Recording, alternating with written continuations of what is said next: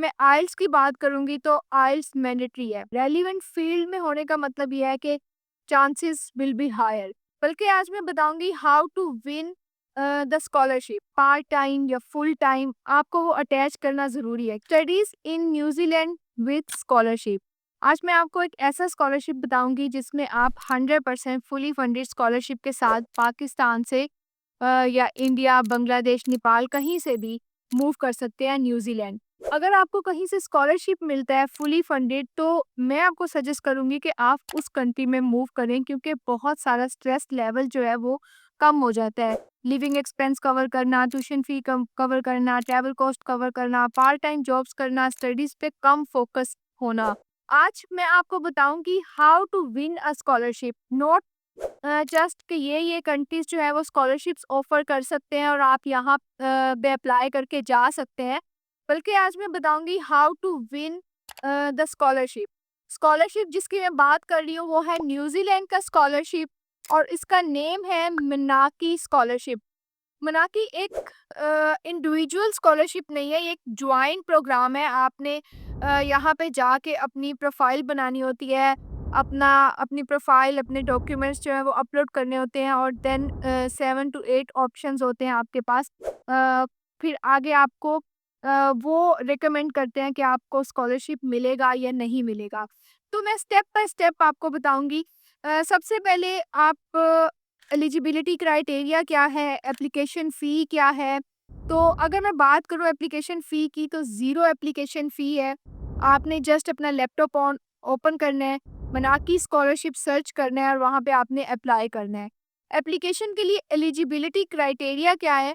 तो eligibility criteria में इस स्कॉलरशिप में सबसे पहले मैं आइल्स की बात करूँगी तो आइल्स मैंडेटरी है। तो जितने भी स्टूडेंट्स हैं जिन्होंने आइल्स नहीं दिया वो सबसे पहले आइल्स दे लें क्योंकि जब आपका आइल्स होगा ऑब्वियसली आपका स्कोर जो होगा वो हायर होगा। उसके बाद मैं बात करूँगी आपके जॉब एक्सपीरियंस की। अगर आपके पास कोई भी एक्सपीरियंस है पार्ट टाइम या फुल टाइम आपको वो अटैच करना ज़रूरी है क्योंकि अगर कोई स्टूडेंट है इंजीनियरिंग फील्ड से है या कंप्यूटर साइंस से या कहीं से भी उसने अपवर्क पे काम किया या फ्रीलांसिंग किया, पार्ट टाइम ही किया है, तो उसको भी अगर वो अटैच करेगा तो उसकी जो सीवी है, उसकी जो प्रोफाइल है वो खुद ही हायर हो जाएगी और chance to get a scholarship maximum हो जाएंगे।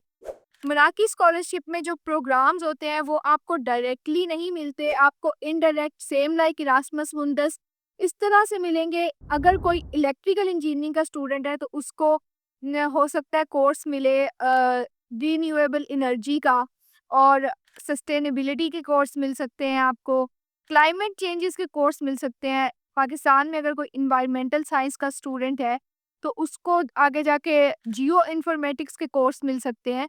तो इस तरह कोर्सेज आपको खुद अलाइन करने होते हैं अपनी प्रोफाइल के अकॉर्डिंग। तो ये एलिजिबिलिटी क्राइटेरिया है। फिर आपकी जो स्टडीज़ हैं, अगर आप मास्टर्स में अप्लाई कर रहे हो तो आपका जो बैचलर्स है वो रेलिवेंट फील्ड में हो। रेलिवेंट फील्ड में होने का मतलब ये है कि चांसेस विल बी हायर। फिर मैं मास्टर्स की स्पेसिफिकली अगर बात करूं तो मास्टर्स में आप दो तरह से अप्लाई कर सकते हैं। एक रिसर्च बेस मास्टर में अप्लाई कर सकते हैं, कोर्स बेस में कर सकते हैं।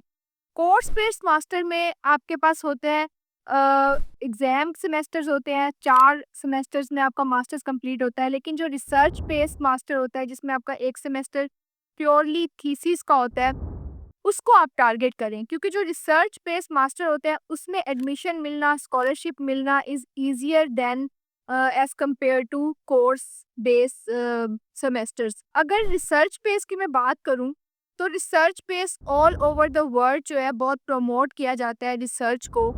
और अगर आपका रिसर्च प्रपोजल बहुत अच्छा है, आपने जब अपना रिसर्च प्रपोजल लिखना है तो आपने 100% देना है अपना रिसर्च प्रपोजल लिखने पे। ये नहीं कि आप एआई की हेल्प से अपना रिसर्च प्रपोजल लिखें और फिर कहें कि आपको स्कॉलरशिप कहीं से भी नहीं मिलता।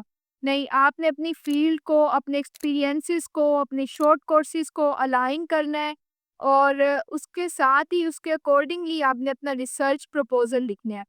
और फिर आपका लेटर ऑफ मोटिवेशन जो है वो बहुत अच्छा रोल प्ले करेगा इस स्कॉलरशिप के लिए।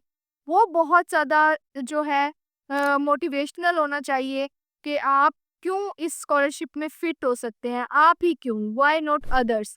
तो ये सारी चीज़ें बहुत इंपॉर्टेंट है इस स्कॉलरशिप के लिए।